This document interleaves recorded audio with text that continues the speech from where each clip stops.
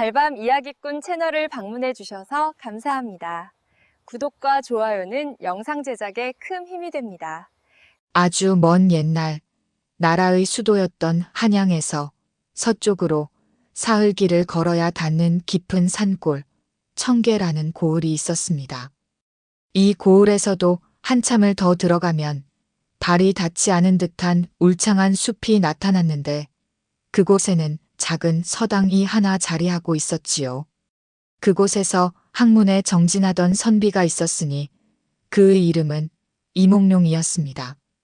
가세는 기울었으나 마음만은 하늘을 찌르는 듯한 기백을 가졌고 세월을 아껴 글을 읽는 그의 모습은 마치 속세와는 인연을 끄는 듯 맑은 학과 같았습니다. 이몽룡은 숲속 서당에서 오직 서책에만 빠져 살았습니다. 세상의 시름과 인연을 끊고 밤낮 없이 학문을 닦아 언젠가 뜻을 펼치리라 다짐했지요. 어느덧 서당에서 보낸 세월이 3년. 그의 학식은 깊어졌으나 사람의 온기를 그리워하는 마음 한 구석은 늘 시려왔습니다. 그러던 어느 봄날 서당 앞 벽오동 나무에 꽃이 흐드러지게 피었습니다. 그날따라 숲속은 묘한 향기로 가득했고 이몽룡은 잠깐의 휴식을 취하고자 창문을 열었습니다. 그 순간 벽오동 꽃잎 사이로 한 여인이 나타났습니다. 여인의 자태는 선녀가 하강한 듯 곱고 청초했으며 연한 분홍색 치마에 미색 저고리를 입고 검은 머리를 단정히 따아댕기를 늘어뜨린 모습이었습니다. 마치 한 폭의 그림과도 같았지요. 이리 깊은 산 중에 어찌 홀로 계시온지요? 이몽룡이 놀라 묻자 여인은 수줍게 미소를 지었습니다.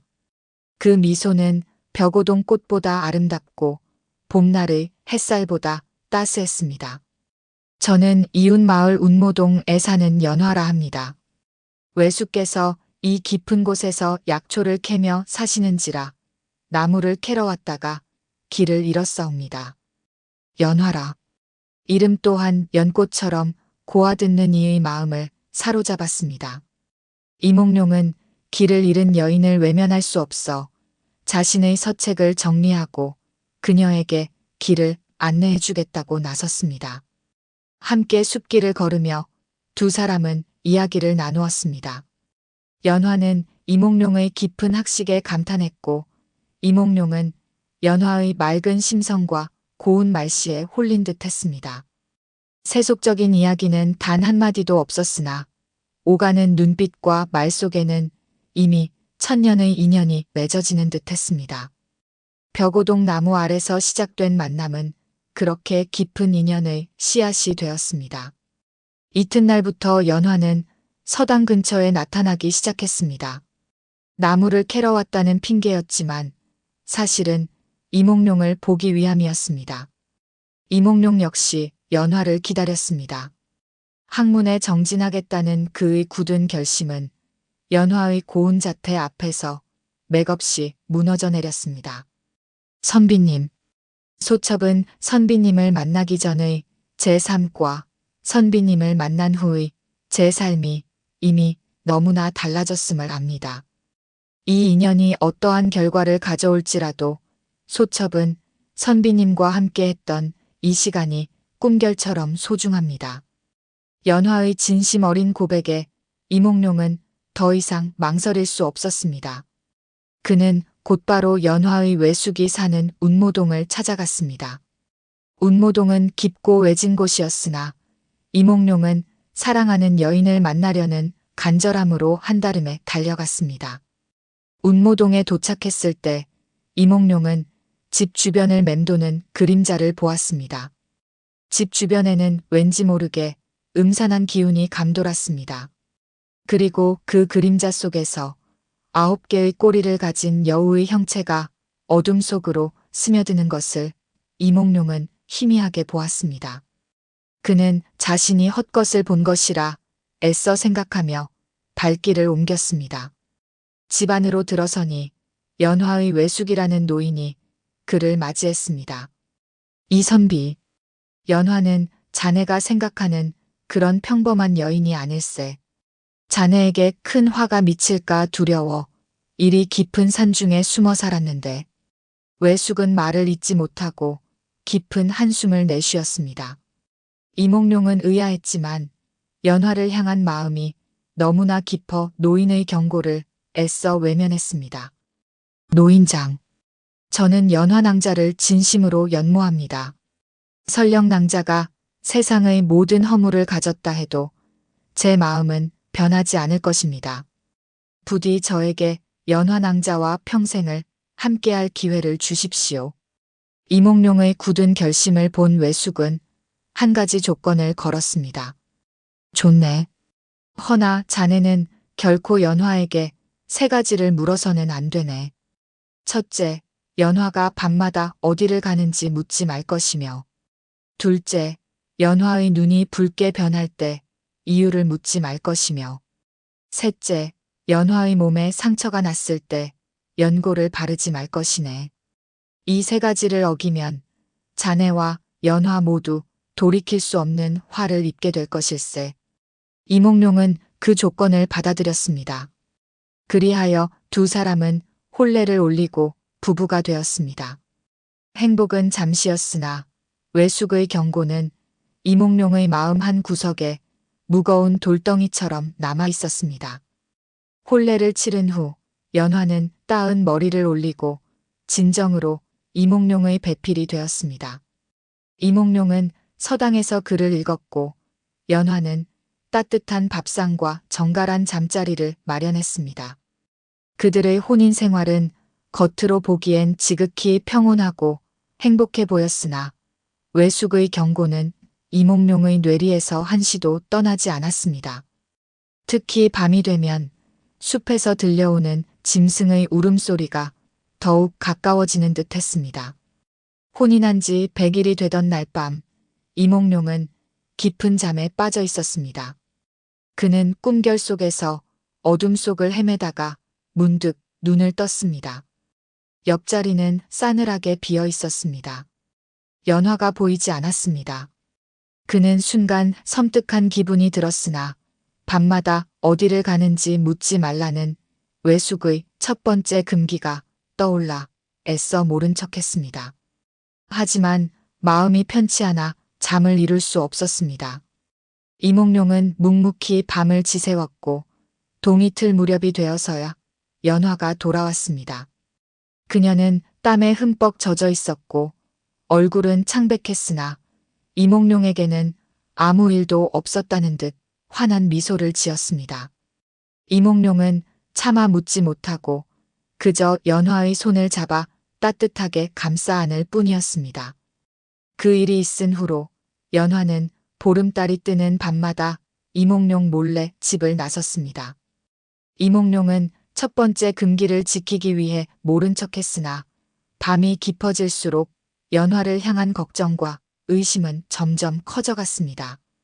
그는 밤마다 연화가 사라지는 동안 잠을 이룰 수 없었고 그녀가 돌아올 때까지 뜬 눈으로 밤을 새웠습니다. 어느 날 밤 이몽룡은 등잔불 아래에서 글을 읽고 있었습니다. 그때 연화가 방으로 들어섰습니다. 그녀는 평소와 다름없이 이몽룡의 옆에 앉아 그가 읽는 서책을 바라보았습니다. 그런데 순간 이몽룡은 등잔불빛에 비친 연화의 눈을 보았습니다. 그녀의 눈동자는 평소의 맑고 검은색이 아니었습니다. 마치 핏빛처럼 붉게 물들어 있었고 그 눈빛 속에는 형언할 수 없는 슬픔과 고통이 서려 있는 듯 했습니다. 이몽룡은 온몸의 피가 얼어붙는 듯한 충격을 받았습니다.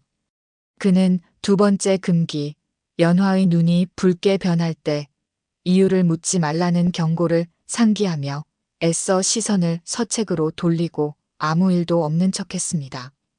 붉은 눈빛은 금세 사라졌지만 그날 밤 이몽룡은 깊은 불안함에 잠을 이룰 수 없었습니다. 그 일이 있은 후 연화의 몸은 점점 야위어 갔습니다. 얼굴에는 생기가 사라졌고 움직임 또한 느려졌습니다. 이몽룡은 걱정스러운 마음에 그녀를 보살폈지만 연화는 괜찮다는 말만 반복할 뿐이었습니다.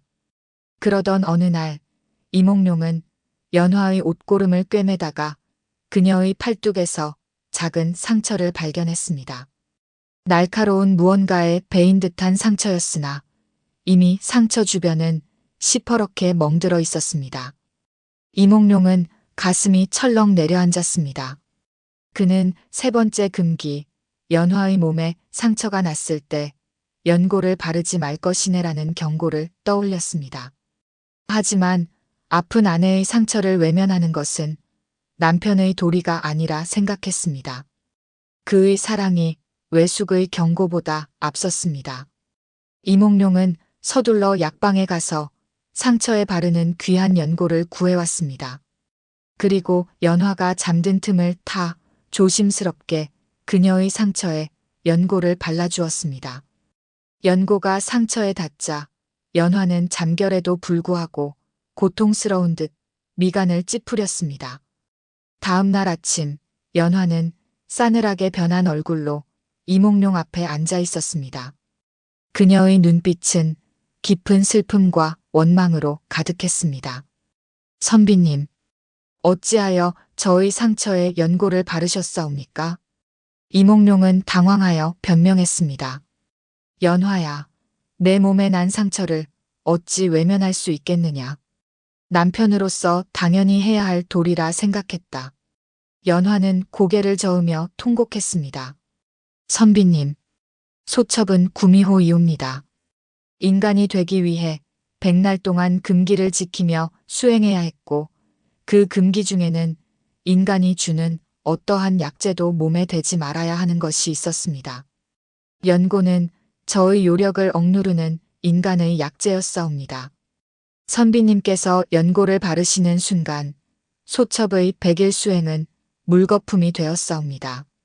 이몽룡은 자신의 어리석음을 통탄하며 연화를 끌어안았습니다. 사랑하는 아내의 고백 앞에서 그는 자신이 그녀에게 돌이킬 수 없는 죄를 지었음을 깨달았습니다. 연화의 몸에서는 이미 9개의 꼬리가 희미하게 형체를 드러내기 시작했습니다. 연화는 이몽룡의 품에 안겨 삭풍에 흔들리는 작은 풀잎처럼 떨고 있었습니다. 인간이 되려 했던 100일 수행이 물거품이 된 절망감과 사랑하는 이몽룡을 영영 떠나야 한다는 슬픔이 그녀의 온몸을 짓눌렀습니다. 선비님, 소첩은 이제 요물의 본 모습을 감출 수가 없사옵니다. 소첩이 오래도록 이곳에 머문다면 선비님께 화가 미칠 것입니다. 부디 소첩을 잊으시고 다시 학문에 정진하시어 평생의 꿈을 이루십시오. 연화는 이몽룡의 얼굴을 쓰다듬으며 눈물을 쏟아냈습니다. 그녀의 손길은 이미 인간의 부드러움이 아닌 차갑고 날카로운 짐승의 기운을 띠고 있었습니다. 이몽룡은 연화를 더욱 세게 끌어안았습니다. 아니다, 연화야. 내가 어떤 모습이든 나는 너를 아내로 맞이하였다. 너의 본 모습이 구미호라 해도 나의 마음은 변하지 않는다. 내가 너를 잃고 어찌 평생의 꿈을 이룰 수 있겠느냐. 이몽룡은 절규했습니다. 그러나 연화는 그의 뜻을 따를 수 없었습니다. 구미호의 요력은 인간의 기운을 빨아들이는 법. 그녀가 이몽룡의 곁에 오래 머물수록 이몽룡의 생기는 점차 소멸될 터였습니다. 연화는 이몽룡이 자신 때문에 시름시름 앓다가 죽는 것을 원치 않았습니다. 선비님, 이미 늦었사옵니다. 소첩은 이제 인간의 곁에서 살 수 없사옵니다. 저를 잊으시고 이 모든 것을 한낱 꿈으로 여기십시오. 하지만 소첩은 선비님과 함께했던 200일의 인연을 결코 잊지 않을 것이옵니다. 연화는 이몽룡의 품에서 벗어나려 했습니다. 그때 이몽룡은 연화의 뺨에 흐르는 눈물을 닦아주며 애절한 목소리로 마지막 약속을 했습니다. 연화야, 잘 들어라. 너는 나를 잊으라 하지만 나는 너를 잊을 수 없다. 내가 너를 다시 만날 날을 기다릴 것이다. 설령 내가 인간의 몸으로는 너를 만날 수 없다 해도 나는 너를 찾아낼 것이다. 100년이 걸린다 해도 너를 다시 만날 것이다. 이몽룡의 굳건한 결의에 연화는 비통했습니다. 결국 연화는 자신의 요력을 사용하여 이몽룡을 깊은 잠에 빠지게 했습니다. 그리고는 마지막 작별 인사와 함께 몸을 돌려 깊은 밤의 어둠 속으로 사라졌습니다. 그녀가 가는 길은 산군들의 영역인 백두의 험준한 산이었습니다. 다음 날 아침 잠에서 깬 이몽룡은 연화가 사라졌음을 알고 절망했습니다. 그는 연화를 찾아 운모동의 외숙을 찾아갔습니다. 노인장, 연화를 다시 만날 수 있는 길은 정녕 없단 말입니까? 외숙은 이몽룡의 간절한 마음에 깊은 목소리로 말했습니다. 단 하나의 방법이 있기는 하네. 자네가 연화와 같은 요괴가 되는 것이지. 자네가 인간의 마음을 버리고 오직 연화만을 사랑하는 마음으로 100년을 홀로 견딘다면 자네는 100년 된 여우로 다시 태어날 수 있을 것이네. 이몽룡은 망설이지 않았습니다. 사랑하는 연화를 다시 만날 수 있다면 그 어떤 고난이라도 감수할 수 있다 생각했습니다. 노인장, 제가 100년을 홀로 수행하겠습니다. 저에게 그 방법을 가르쳐 주십시오. 외숙은 이몽룡에게 요괴가 되는 비술이 적힌 서책을 건네주었습니다. 이몽룡은 연화를 다시 만날 날을 기약하며 깊은 산속으로 발걸음을 옮겼습니다. 그의 눈빛은 더 이상 선비의 눈빛이 아니었습니다. 연화만을 향한 지독한 사랑과 결의로 가득 찬 짐승과 같은 눈빛이었습니다. 이몽룡은 외숙에게 받은 비술이 적힌 서책을 들고 인간의 세상과 가장 멀리 떨어진 금강산의 험준한 봉우리로 향했습니다. 그는 가장 깊고 어두운 동굴을 찾아 그곳을 자신의 수행처로 삼았습니다. 그의 수행은 고독하고 험난했습니다. 인간의 음식을 끊고 오직 산에서 나는 맑은 이슬과 풀뿌리만으로 연명했습니다. 그는 밤낮 없이 연화를 생각하며 서책에 적힌 비수를 익히고 인간의 욕망과 미련을 버리기 위해 노력했습니다. 인간의 몸을 버리고 오직 연화를 다시 만나겠다는 일념으로 버텼습니다. 세월은 강물처럼 흘러갔습니다. 그의 맑던 얼굴에는 주름이 깊게 패였고 검은 머리는 백발로 변했으며 수염은 가슴까지 길게 늘어졌습니다. 그는 더 이상 이몽룡이라는 이름의 젊은 선비가 아니었습니다. 그는 오직 연화를 향한 지독한 그리움을 품은 하나의 백발 노인일 뿐이었습니다. 수행하는 동안 이몽룡은 수많은 고난과 유혹을 겪었습니다. 요괴가 되기 위해서는 인간의 마음을 완전히 버려야 했으나 연화를 향한 사랑은 인간의 가장 순수한 마음이었기에 그는 번번이 벽에 부딪혔습니다. 하지만 이몽룡은 깨달았습니다. 연화를 향한 사랑은 버려야 할 미련이 아니라 요괴가 되는 강력한 원동력이 될 수 있다는 것을요. 그의 사랑은 이미 인간의 영역을 넘어선 지독한 집착과 같은 것이었습니다. 시간이 흘러 100년의 세월이 찼습니다. 이몽룡은 마지막 남은 힘을 모아 7일 밤낮을 단식하며 마지막 수행에 들어갔습니다. 그의 몸은 말라비틀어졌고 숨조차 희미해졌습니다. 그는 마지막 남은 인간의 미련까지 모두 태워버리려 했습니다. 7일째 되는 밤, 깊은 금강산의 하늘에 보름달이 환하게 떠올랐습니다. 이몽룡은 마지막 남은 힘을 모아 연화를 향한 자신의 지독한 사랑을 하늘에 고했습니다. 연화야, 내가 너를 잊을 수 없어. 이토록 100년을 견뎌왔노라. 내 너를 다시 만날 수만 있다면 이 한 몸 제가 되어도 좋으리. 그의 외침이 끝나자마자 그의 몸에서 강렬한 빛이 뿜어져 나왔습니다. 그 빛은 그의 인간적인 모든 것을 태워버리는 듯 했습니다. 빛이 사라지자 그곳에는 더 이상 늙고 병든 이몽룡의 흔적은 없었습니다. 그 자리에는 100년 된 수컷 여우 한 마리가 웅크리고 앉아 있었습니다.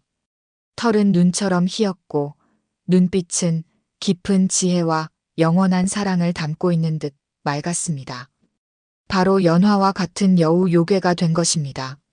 이몽룡은 마침내 인간의 몸을 버리고 연화의 곁으로 갈 수 있는 존재가 되었습니다. 100년 된 여우가 된 이몽룡은 금강산 동굴을 나와 구미호가 된 연화가 들어갔다는 백두산을 향해 길을 나섰습니다. 그의 등 뒤에서는 희미하게 두 갈래의 꼬리가 흔들렸습니다. 백두산에 가까워질수록 이몽룡은 주변의 기운이 더욱 음산하고 강렬해짐을 느꼈습니다. 그가 도착한 곳은 거대한 폭포 아래의 신비로운 동굴 앞이었습니다. 그 동굴 앞에서 이몽룡은 100년 동안 그토록 그리워했던 연화의 기운을 감지했습니다. 그는 급히 연화의 기운을 따라 깊은 숲속으로 들어갔습니다. 100년 된 여우가 된 이몽룡은 백두산 깊은 곳, 폭포 아래 동굴 앞에서 연화를 발견했습니다. 연화는 폭포 소리에 귀 기울이며 앉아 있었습니다. 그녀의 모습은 인간의 모습이었으나 등 뒤로는 9개의 꼬리가 선명하게 드러나 있었습니다. 100년의 세월이 흘렀음에도 연화의 고운 자태는 변함이 없었습니다. 다만 그녀의 얼굴에는 깊은 슬픔과 고독의 그림자가 드리워져 있었습니다.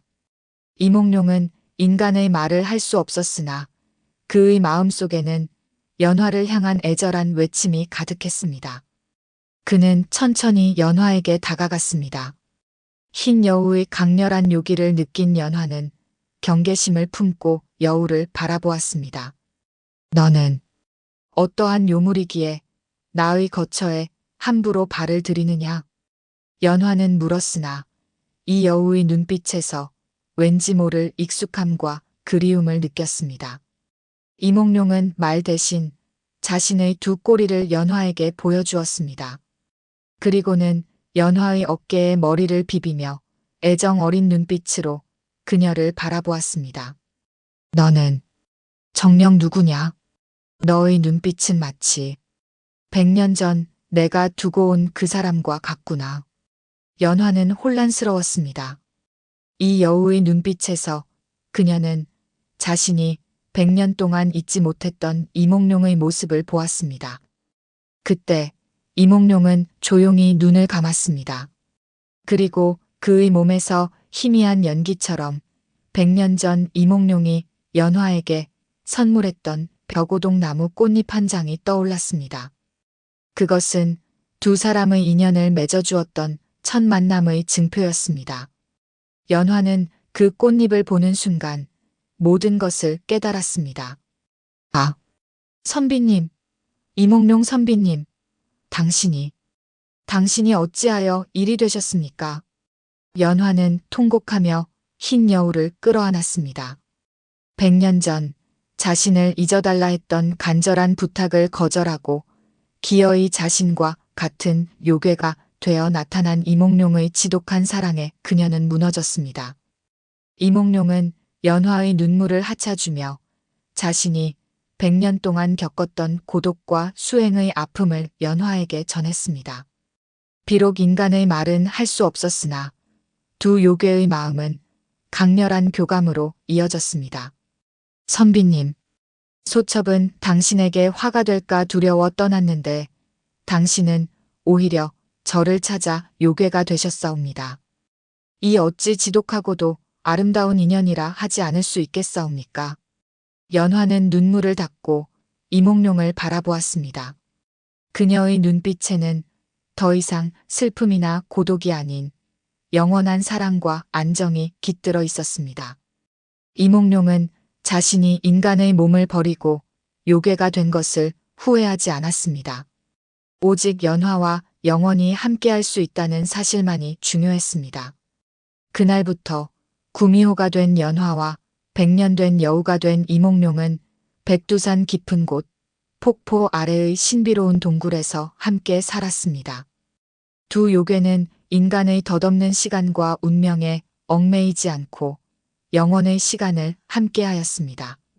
그들의 지독한 사랑은 인간의 경계를 넘어 요괴의 세상에서 영원히 이어지게 되었습니다. 달밤 이야기꾼의 말이로다. 100년 된 여우의 지극한 사랑이 구미호의 운명을 바꾼 이 이야기는 인간의 정의, 곧 요괴의 도가 될 수 있음을 보여주는 옛 이야기라네.